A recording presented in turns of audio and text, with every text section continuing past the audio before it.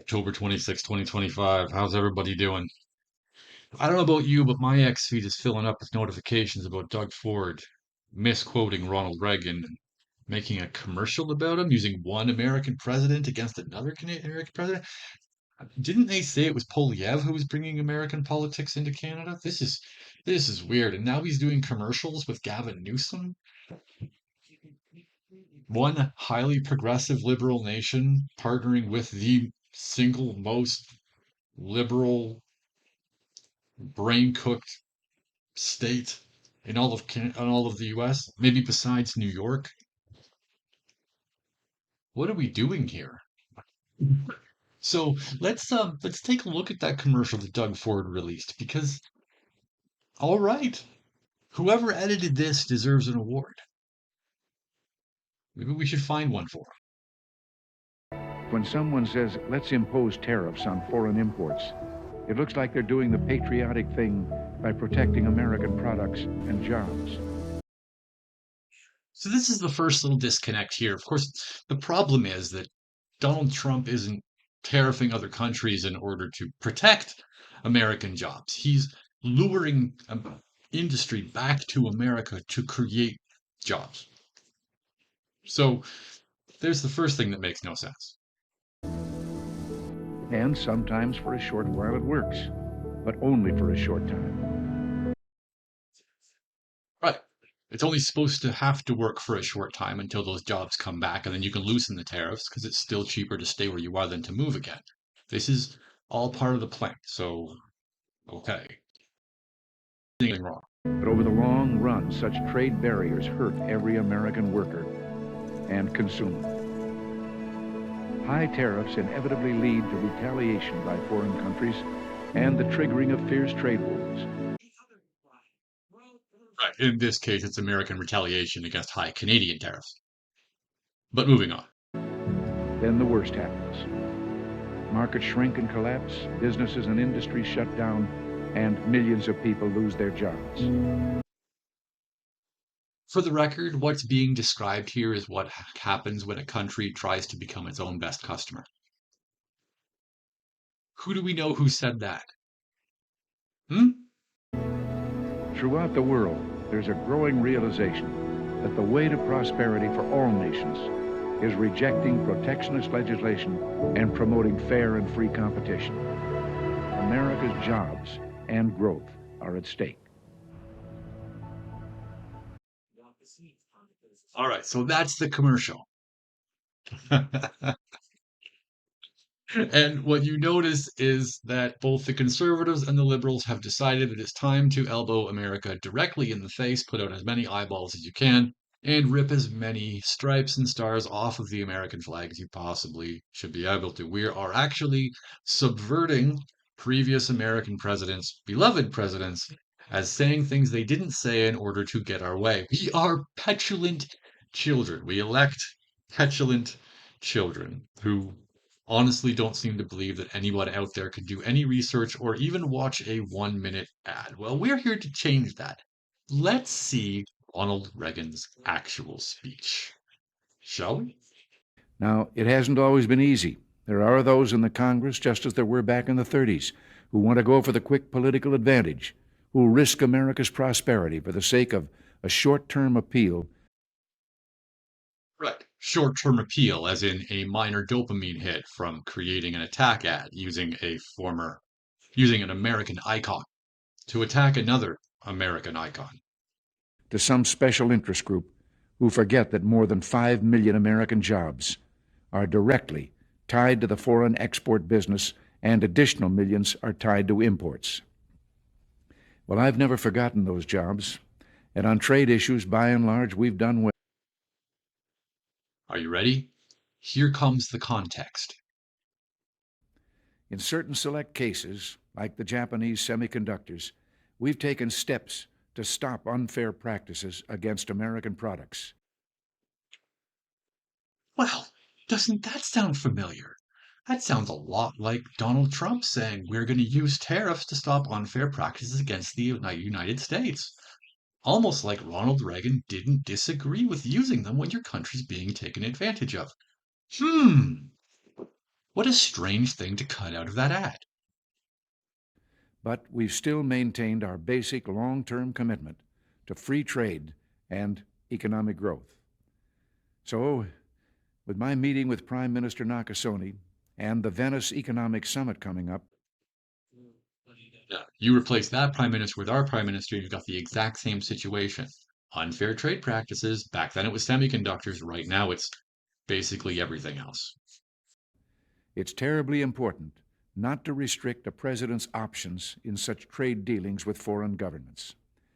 Unfortunately, some in the Congress are trying to do exactly that. I'll keep you informed on this dangerous legislation because it's just another form of protectionism, and I may need your help to stop it.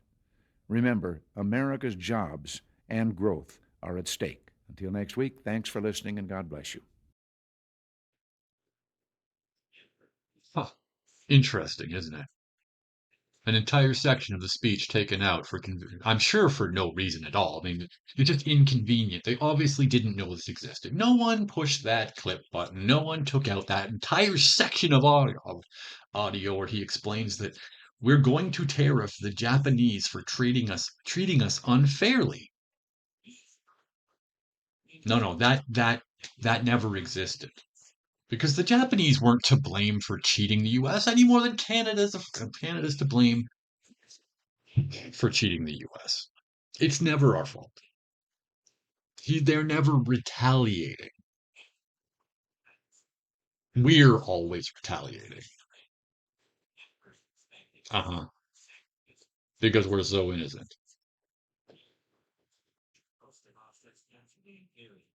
For those of you out there who are still like, Doug Ford would never do something like that, Mikey, why aren't you thinking of your country first? I am.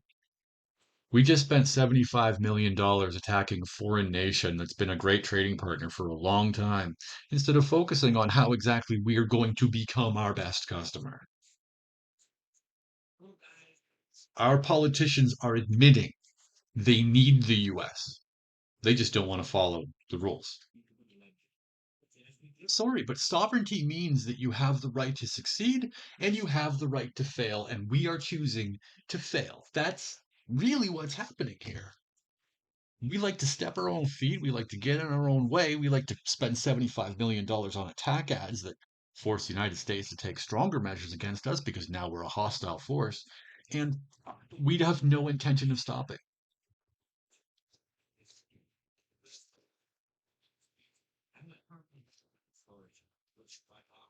Unless we have. So, what is the plan then, Doug Ford? What's the plan, Mark Carr? What are we doing? Pierre Poilievre, where are you? Oh, right. You're over on X making harshly worded tweets about Mark Carney's many failings as prime minister. Yes,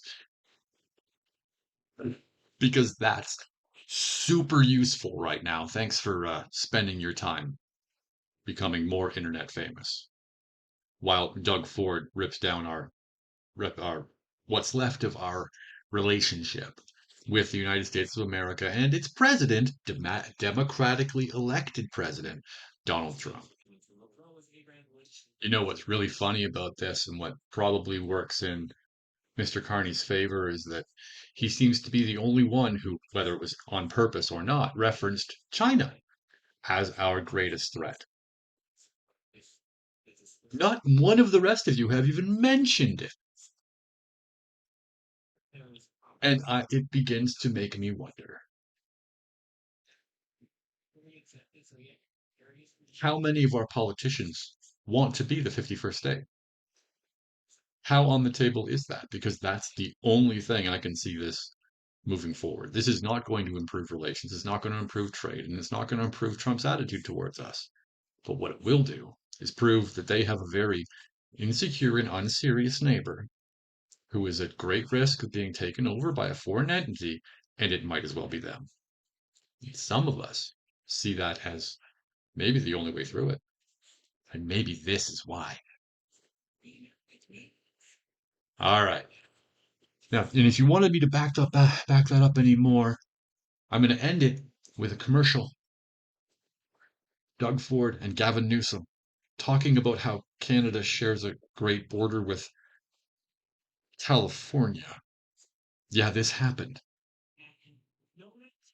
So by the time I went to find the video to bring it over here, the Ford Nation had scrubbed the original from the internet. Luckily, 6 News has our backs, and we can still enjoy this wonderful piece of brain rot in its entirety for all of posterity. You're welcome.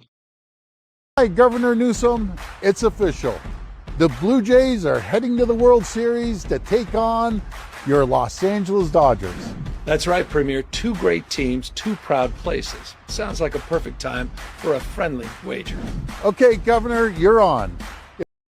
If the Blue Jays win, I'll send you some of Ontario's finest maple syrup in a proper tin can. It's meant to be enjoyed. The tariff might cost me a few extra bucks at the border these days, but it'll be worth it for a Jays win.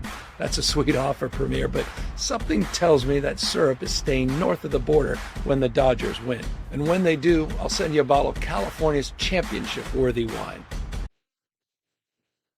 So if we win, they have to take our maple syrup in the worst container possible. And if they win, we get their wine that is championship worthy. You can't make this stuff up. Who comes up with this stuff? And hey, can you do me a favor? Think you can put it on the liquor store shelves? I don't think so, buddy. Talk to your friend in the Oval Office. I can't wait for the Jays to bring it home. Either way, it's a win-win. Great neighbors, great friends, and a little cross-border competition. Well, couldn't agree more. Here's to great baseball and some friendly bragging rights. Go Jays! As a lifelong San Francisco Giants fan, go Dodgers. Here's to a great World Series and a tariff-free friendship. You know what, Doug Ford, Gavin Newsome, keep it up. You're just content at this point. I promise I will continue to do this as long as they continue to think that stuff like this is what their people need from them. Take care. Maybe Doug's next commercial should be with Zoran Mamdani.